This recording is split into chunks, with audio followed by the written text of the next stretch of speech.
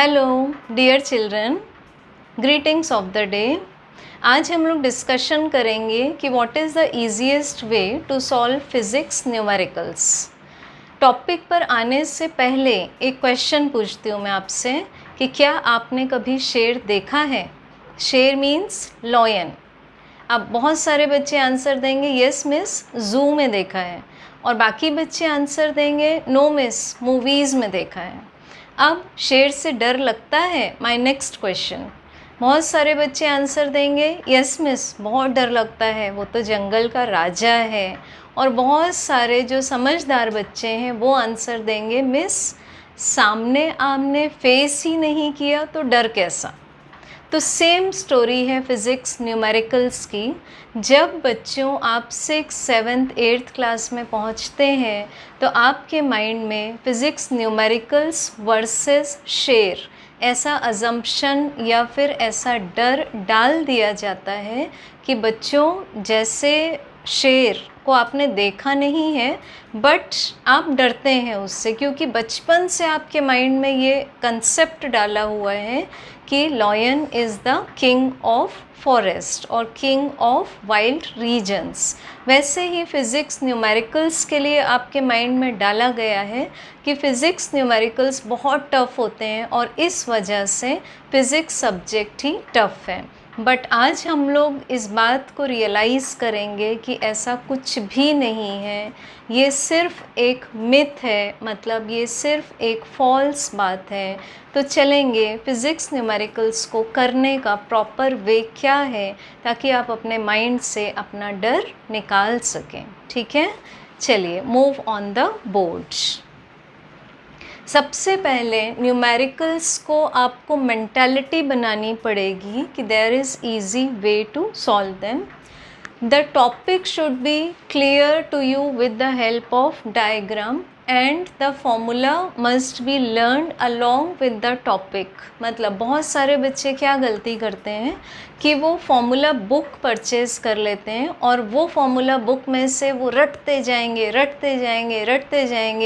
And चाहे v is equal to u plus a t हो, या फिर v is equal to W upon Q हो, या फिर v is equal to under root of capital G capital M upon capital R हो, उनकी नज़र में v का मीनिंग सिर्फ और सिर्फ वेलोसिटी होती है, जबकि v is equal to W upon Q में v का मीनिंग इलेक्ट्रिक पोटेंशियल है। So that is the first mistake.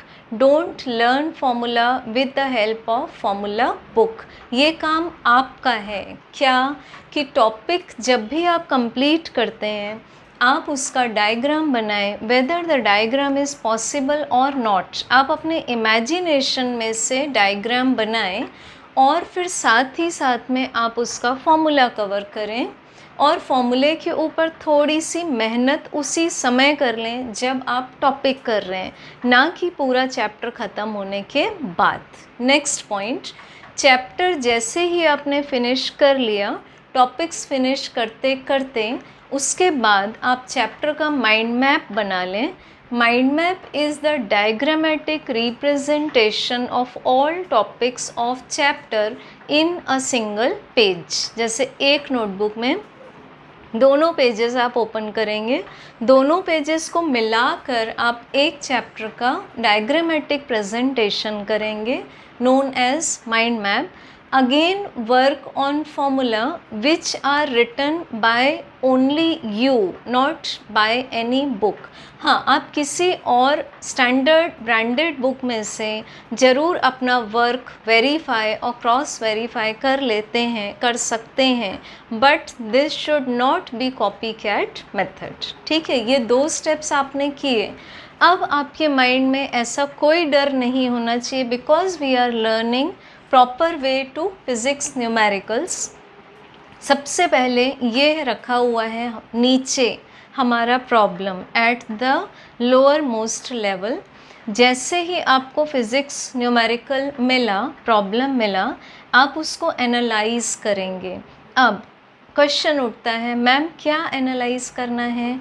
बेटा आपको ये एनालाइज करना है कि whether the problem is from a single topic और many topics. Whether a problem is based on single chapter और मैनी चैप्टर्स। जहाँ तक बोर्ड की बात है तो आपको जो प्रॉब्लम्स आते हैं वो most of the problems are asked from single topic, but जहाँ तक एप्लीकेटिव फिज़िक्स की बात है such as in NEET and JEE और in KVPY, the problem is based on the combination of many chapters. तो इसको आप ध्यान में रखेंगे दोनों डिफरेंसेस को।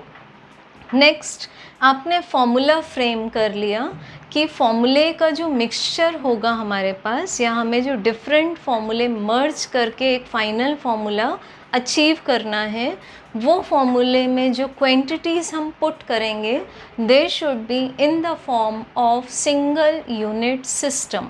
अब सारे बच्चे, even you are in 9th class, you would be knowing what are the system of units. जैसे 3 सिस्टम्स होते हैं आपके पास, CGS, MKS and FPS। And boss system कौन है जो पूरे वर्ल्ड को रूल कर रहा है, that is the SI system. तो यूनिट्स को सिंगल सिस्टम में कन्वर्ट करेंगे, such as micrometre, millimetre, centimetre, gram, इन सब के प्रॉपर कन्वर्जन्स हैं वो अटेन करके then you will solve the problem by putting quantities in the proper formula. then अब solve कैसे करना है क्वेश्चन, आपके पास 2 टाइप के एग्ज़ाम्स हैं, one is the board exam and another region is NEET or JEE or any other competitive exam. If you are working with competitive exam, the solving technique should be very time saving technique that you should attain the answer in seconds of time. And if you are solving for the board, आपका board कौन सा है, कौन से board से आप belong करते हैं, उस बेसिस पर आप सिस्टमेटिक स्टेप्स शो करेंगे। Then when you will gain answer, if that answer is for NEET और जेई, तो आपको ऑप्शंस में कौन से यूनिट का रिक्वायरमेंट है वो प्रॉपर यूनिट्स में आप आंसर को कन्वर्ट करेंगे। Because sometimes question gives you the command कि find the voltage in millivolt और find the wavelength in angstrom. तो जो रिक्वायरमेंट है that will depend on the question and your answer should be in proper units. I think कि now you will feel comfortable with the solution of physics numericals, and for any type of difficulty let me know by message box or the email ID given. Till then, thank you and happy learning.